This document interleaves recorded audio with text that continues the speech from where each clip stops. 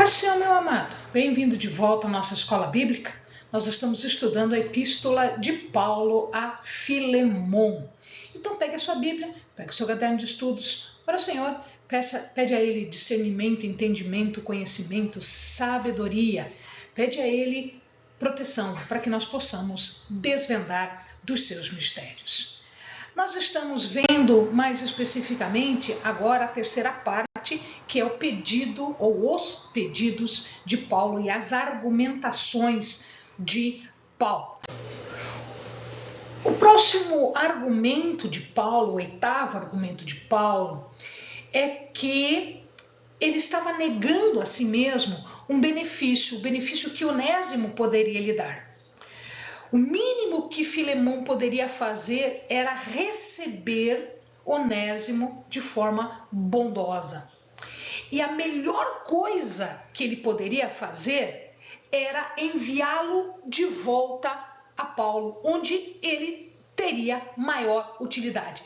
Então, o que nós estamos observando aqui, na verdade, são duas opções. O primeiro pedido de Paulo, em verdade, a primeira solicitação de Paulo é que Filemon recebesse Onésimo e o enviasse de volta. De que forma? Libertando Onésimo. Então, essa libertação de Onésimo é que vai caracterizar a bondade de Filemon e o pagamento da dívida de que Filemon tinha para com Paulo. E era uma dívida grande. Mas como assim uma dívida grande? Como Filemon estava devendo a Paulo? Paulo era um comunicador, era um evangelizador, era aquele que levava as boas novas. Através das mensagens que Paulo levava, muitas pessoas foram convertidas. Não foi por causa de Paulo que Filemon se converteu. Não, foi por causa de Jesus, porque é Jesus que nos dá salvação. Entretanto, foi pelo ministério de Paulo que Filemon teve contato com essa possibilidade e ele pôde então se entregar a Cristo.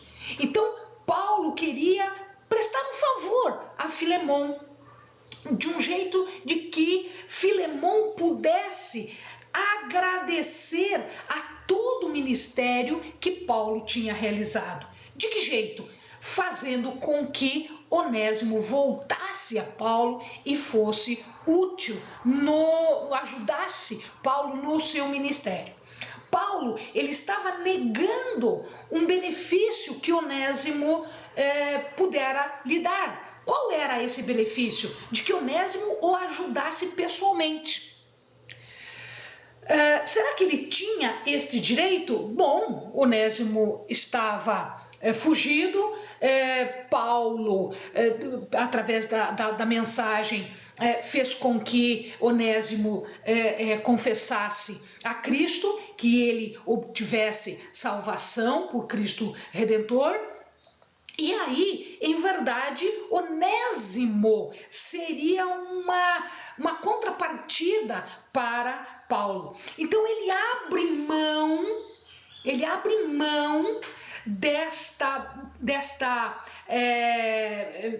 deste benefício específico de Onésimo. Isto seria como que um pagamento, né, de Filemon pelo trabalho de Paulo diante de Filemon. Se Onésimo estivesse livre, ele poderia agora fazer uma ajuda mais específica, até como nós vimos antes, uma ajuda no lugar do próprio Filemon. Então ele poderia pagar essa dívida. A solicitação primária de Paulo era o quê? De que Filemon libertasse a Onésimo, que Filemon libertasse a Onésimo para que ele pudesse ajudar no ministério de Paulo. Se esta carta envia Dionésimo como bispo é verdadeira, se isto é verdade, então a carta foi um sucesso.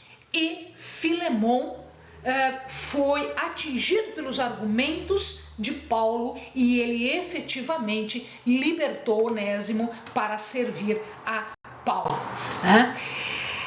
Veja que Paulo está num dilema aqui.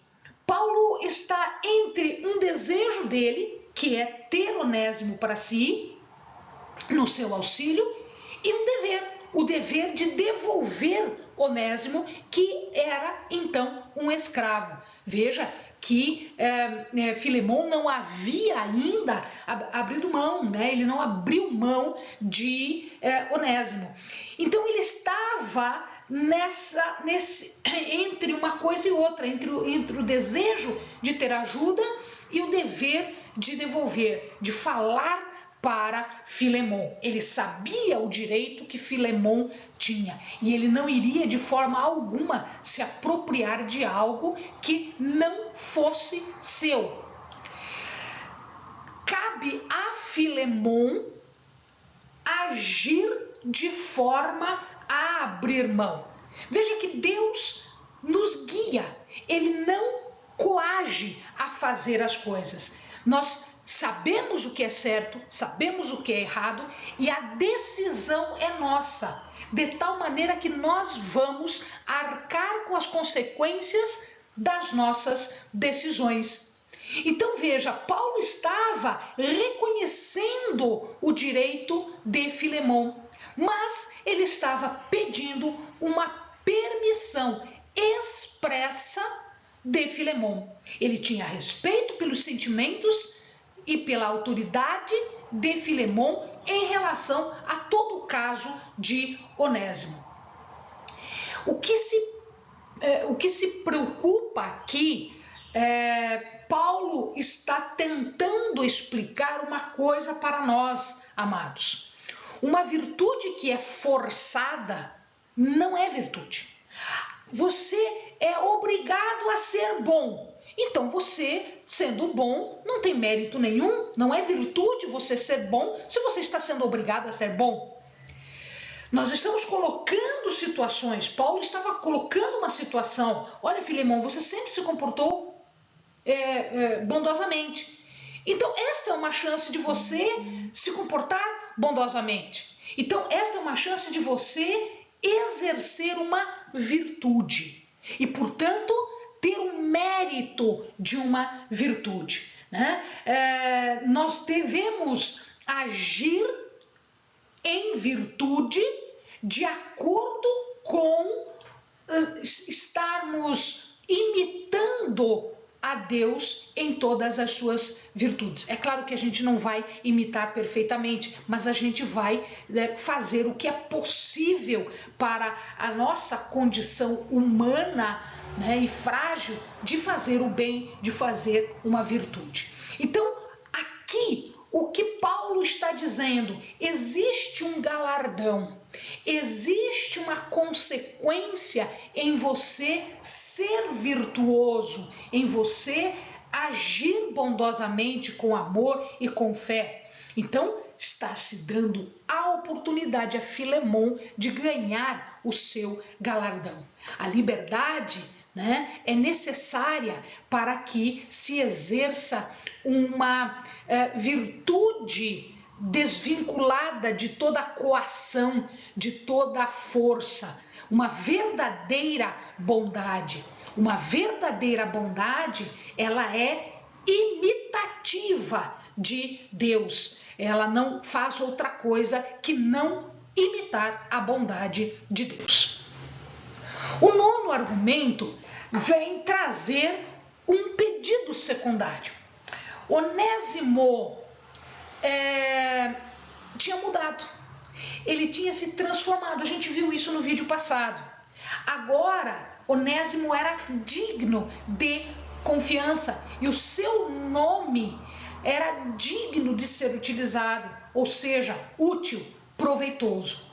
Enquanto ele saiu, do cativeiro lá em Filemon e foi até onde Paulo estava, não especificamente procurar Paulo, mas eventualmente encontrando Paulo, ele acaba se transformando num homem melhor do que ele era.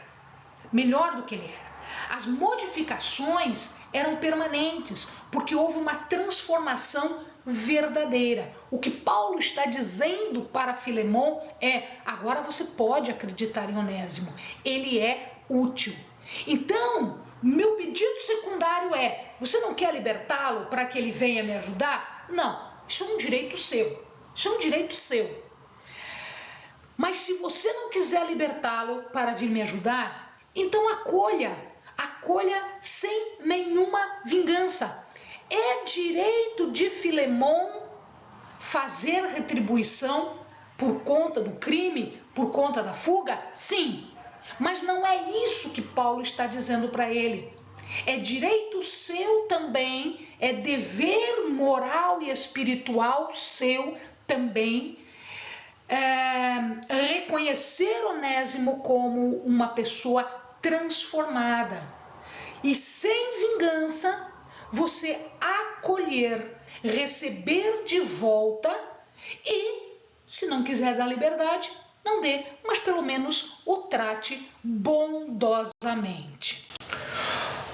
O décimo argumento que é colocado nesta passagem aqui é que agora Onésimo não era só um gentil, não era só um escravo, ele era também um irmão, ele era também pertencente à família de Deus. Então, se ele quisesse receber Onésimo para reiniciar seu trabalho escravo, muito que bem, não deveria ser acolhido agora como um irmão em Cristo, não como antes era, mas agora como um homem diferente, sem ser punido em espírito de vingança, mas ser acolhido como um irmão em Cristo, um irmão na fé, amado tanto por Paulo quanto por Filemon. Sendo um irmão, ele não podia ser punido com espírito de amargor e de vingança. Para Cristo, não existe esta coisa. Gálatas 3:28 diz que não existe mais escravo ou livre, homem, mulher, não há distinção de qualquer natureza. E era desta forma que Onésimo deveria ser acolhido. Ele assumir uma posição de irmão, deveria ser tratado como tal. Na família terrena, Onésimo deveria ser honrado e amado, porque na família celestial ele já era amado e honrado por Deus. Esta epístola é um dos grandes marcos que nós temos da liberdade. Através dessa epístola nós vemos que o cristianismo consegue transpor um grande abismo, uma grande separação que existe entre quem é cativo e quem é liberto. Fez com que os homens se sentissem todos iguais, não havendo, como Gálatas agora há pouco que eu citei, não havendo mais diferença entre um e entre outro. De tal maneira que as pessoas devem guardar esse amor fraternal para com todas as pessoas. Nós recebemos esta ordem através da palavra do Senhor. Filemon também recebeu esta ordem, o mesmo mandamento de nos amarmos, amarmos como a nós mesmos, amar a Deus sobre todas as coisas e amarmos-nos como a nós mesmos. Então, esta é uma ordem espiritual trazida pelo ministério de Jesus na terra. O 11º argumento que estava sendo lançado aqui é que Paulo diz que existe uma comunhão entre os santos. Lembrem-se, santos são Quem? São os separados, são aqueles que foram chamados e que não estão mais entre os gentios, eles estão na família de Deus. Então, Onésimo, ele estava sendo alcançado por esta comunhão dos santos. Ele participava desta comunhão, ele participava desta família. Então, a bondosa consideração de Filemon tinha que refletir isso. Tal e qual Filemon iria receber Paulo, assim ele deveria receber o próprio Onésimo. Então, há um companheirismo entre as pessoas, né? Há um tratamento diferente.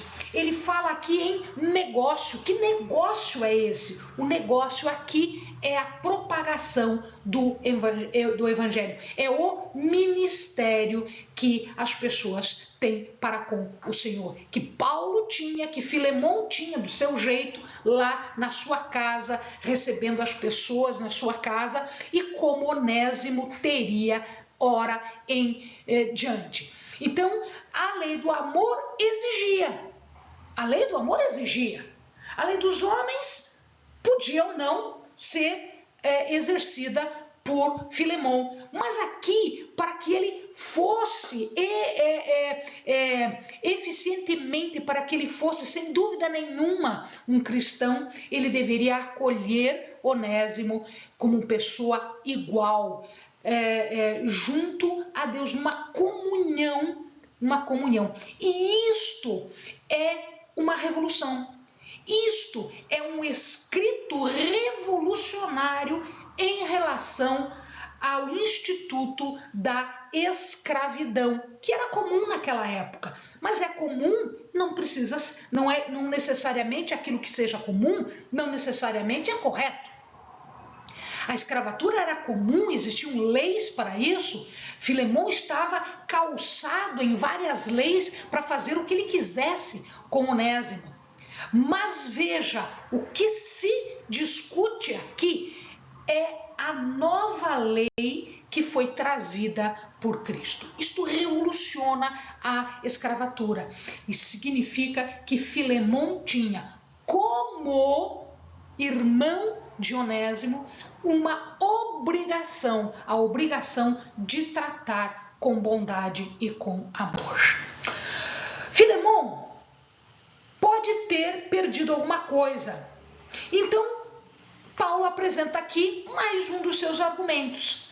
Ok, ele te roubou ou ele provocou algum prejuízo. Alguns acham que este era o crime, né, produzido por Onésimo, ter roubado. Mas não necessariamente pode ter sido isso. Pode ser que aquele trabalho que Onésimo estava fazendo tivesse que ser realizado por outra pessoa e Filemon teve despesas em direcionar essas ações por outras pessoas. Então Paulo está dizendo aqui, olha, eu vou te pagar tudo que ele fez de prejuízo, tudo que ele ficou devendo, tudo que aconteceu, eu vou assumir como dívida minha. E esta era uma restauração, até para aplacar essa indignação de Filemon num prejuízo material também. Paulo lembra que o próprio Filemon tinha dívidas para com o apóstolo. Filemon veio a conhecer Cristo, a vida eterna, através do seu ministério. E então, ele que era credor de Filemon, ele disse o seguinte, olha, eu pago aquilo que Onésimo te deu de despesa, né? Ele não menciona, tá, o fato para autenticar a epístola, mas para que ele faça aquilo que foi sugerido. De tal maneira que ele diz assim, Paulo, escrevi de próprio punho. O que ele está dizendo? Eu te dou uma nota promissória a favor, tá? E para pagar as dívidas de Onésimo. É como se ele estivesse assumindo as dívidas. Quando ele diz que ele escreve de próprio punho, ele não está dizendo, sou eu mesmo, é Paulo. Não, ele está dizendo que eu escrevi de próprio punho porque eu estou dando uma nota promissória. Eu, que sou credor seu, agora me coloco como devedor. Devedor de quê? Daquilo que Onésimo deixou como prejuízo. O penúltimo argumento é que a anuência da solicitação de Paulo iria trazer alegria para Paulo, para Filemon e para o próprio Onésimo. O cumprimento vai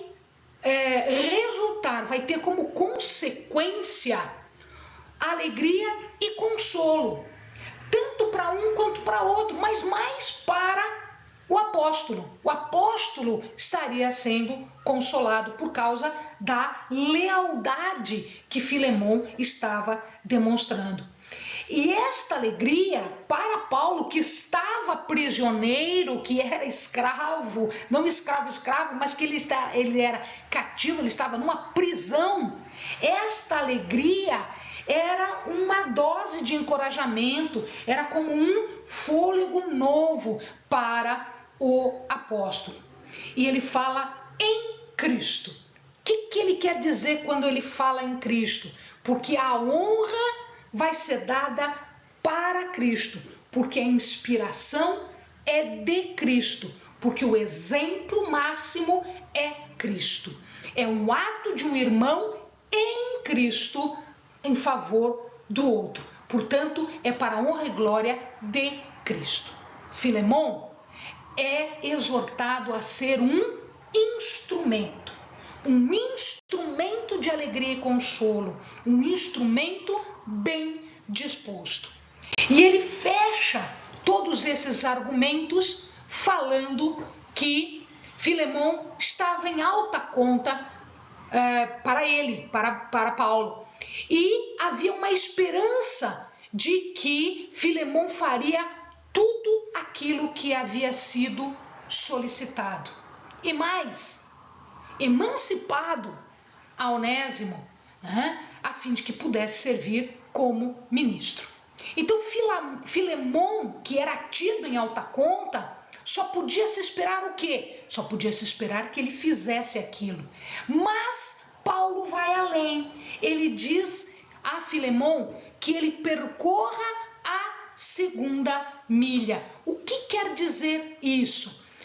No tempo do Império Romano, que era esse o tempo de Paulo e de Filemon, um soldado romano, ele poderia pedir a qualquer pessoa, ele tinha direito, por ser soldado romano, ele tinha direito de pedir a qualquer cidadão que levasse o seu equipamento de guerra, o seu equipamento pessoal, os escudos, armaduras, etc., por uma milha.